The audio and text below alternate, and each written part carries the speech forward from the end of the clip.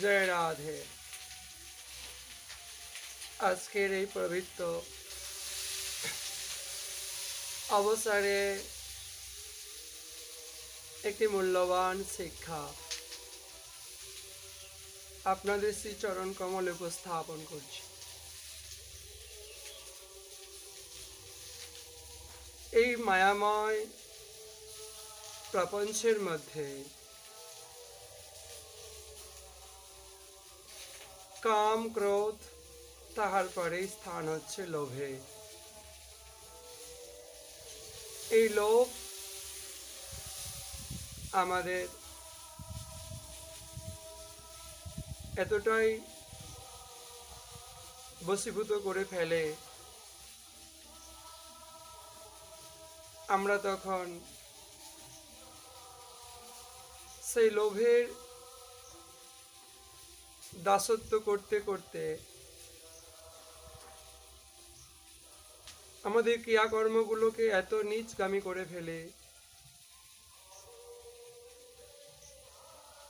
আমরা তা নিয়ে বিন্দুমাত্র চিন্তান্বিত হই না। কর্মই আমাদের বারংবার জন্ম এবং মৃত্যুর কারণ হয়ে দাঁড়ায়। লোভের দ্বারাই মানুষ ইহ জীবন এবং পরজীবনে তার ক্রিয়াকর্মগুলো কতটা ভয়ঙ্কর দুঃখের কারণ হতে পারে সেই বিষয়ে একটিবার চিন্তা করে না, কেবলমাত্র লোভের দাসত্ব করতে থাকে। আমরা কখন যে কিভাবে কার সম্পত্তি চুরি করছি, আমাদের সেই ক্রিয়াকর্মের দিকে বিচার করার জন্য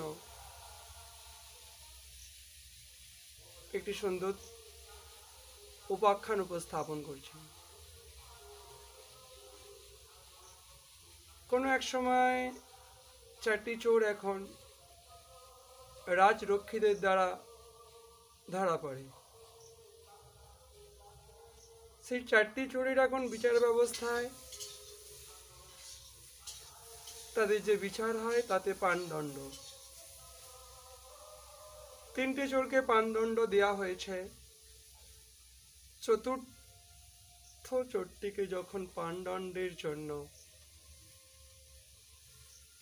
নিয়ে আসা হচ্ছে, সেই চোরটি ছিল খুব বুদ্ধিমান। তিনি তখন একটি উপায় অবলম্বন করলেন। কি সেই উপায়?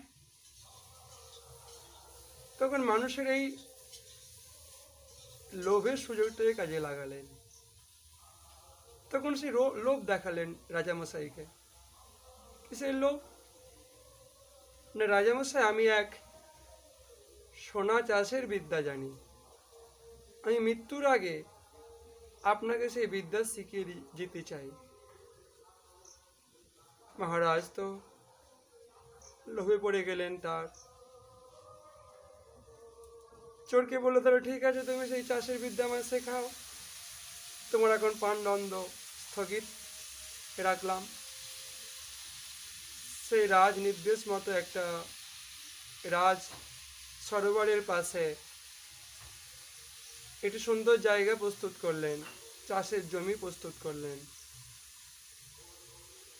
তারপর তিনি সোনাকে পুড়িয়ে সরিষার দানার ন্যায় বীজ তৈরি করলেন। তো এবার তিনি সেই বীজ বপন করার জন্য রাজাকে জানালেন যে, হে মহারাজ, এই স্বর্ণ চাষ বা স্বর্ণ বীজ বপন করা সেই হচ্ছে উপযুক্ত,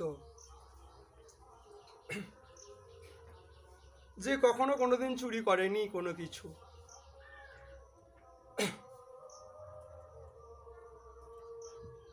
তাহলে মহারাজ, আপনি সেই বীজ বপন করুন। তখন রাজা বলছে, আরে আমিও তো ছোটবেলায় বাবার বোকা ভাঁড় থেকে পয়সা চুরি করে নিয়েছি।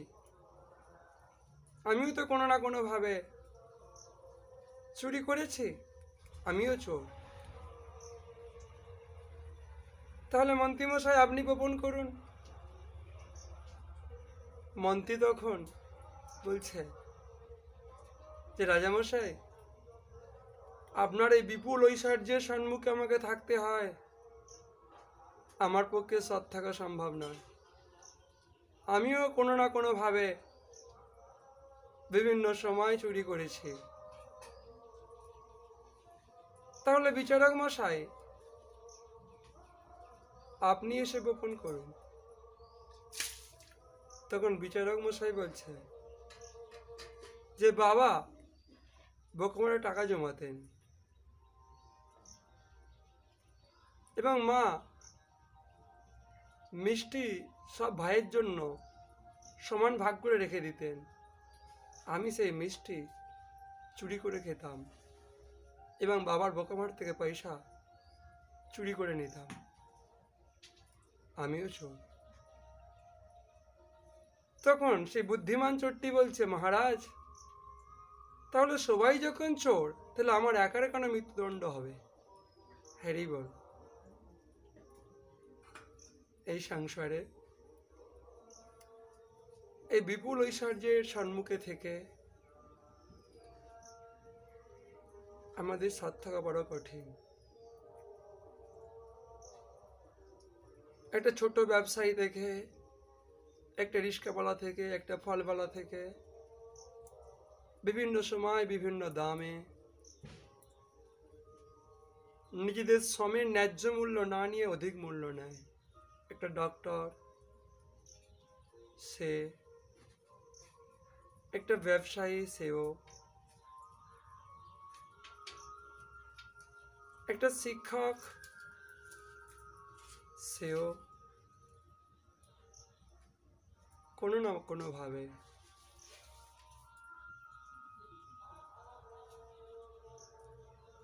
নিজেকে সৎ রাখতে পারে না অনেক সময়।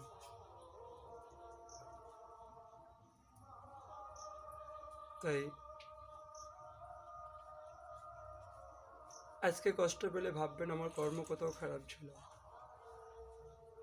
আগামী দিনে যাতে জীবন ভালো হয়, তাই দুঃখের সময় ভেঙে না পড়ে ভালো কাজ করুন, দুঃখ দূর হবে, আগামী জীবন সুখময় হবে। ও চোর, সে চোর, আমি ভালো, এই মিথ্যা উচ্চ কণ্ঠে চিৎকার করে কি বা লাভ? যদি আপনি ভালোই, তো আপনার জীবনে তো দুঃখ কেন, কষ্ট কেন? কারণ যে ভালো, তার জীবনও ভালো হয়, আনন্দময় হয়। আমাদের সংসারে জন্ম হয়েছে মানে আমাদের কর্ম খারাপ আছে, কর্ম ভালো করতে হবে। যতক্ষণ কর্ম খারাপ থাকে ততক্ষণ পর্যন্ত জন্ম মৃত্যুর চক্র প্রবাহ চলতে থাকে। সুতরাং আমি ভালো, এটি চিৎকার করে বলার মূর্খতা মাত্র, অজ্ঞানতা মাত্র। ভালো হওয়ার চেষ্টা করতে হবে। ভগবানের শ্রীচরণ কমল ধরে আমাদের উদ্ধার হয়ে যেতে হবে। বলো না গো রাধে।